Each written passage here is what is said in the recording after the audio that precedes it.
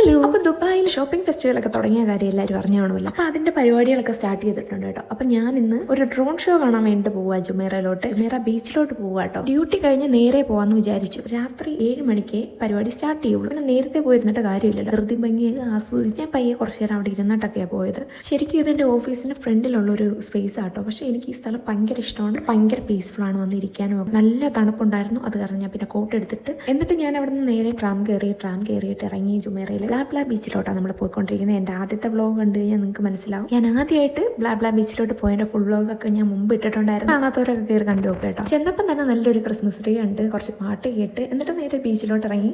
ബീച്ചിൽ കിടു വ്യൂ ആയിരുന്നു കേട്ടോ. ജൈൻ വീലൊക്കെ തിളങ്ങുന്നുണ്ടായിരുന്നു. ഈ സ്റ്റാർ ഒറ്റയ്ക്ക് നിൽക്കുന്നോണ്ടാണോ എന്നറിയില്ല, എനിക്ക് ഭയങ്കര ഇഷ്ടമായി. ബഗ്ഗിയിൽ വെറുതെ കയറിയിരുന്ന് ഷോ കാണിച്ചു. എന്നിട്ട് കുറച്ച് നേരം അവിടെ വെയിറ്റ് ചെയ്യേണ്ടി വന്നു കേട്ടോ. കുറച്ച് നേരത്തെ ആയിരുന്നു എത്തിയത്. പിന്നെ ഡ്രോൺ ഷോ സ്റ്റാർട്ട് ചെയ്ത് കിടിലമായിരുന്നു. ഇതിന്റെ വീഡിയോ ഞാൻ വേറെ അപ്ലോഡ് ചെയ്യാൻ കേട്ടോ. ഫുഡ് കഴിച്ചിട്ട് നേരെ ഓക്കെ ബൈ.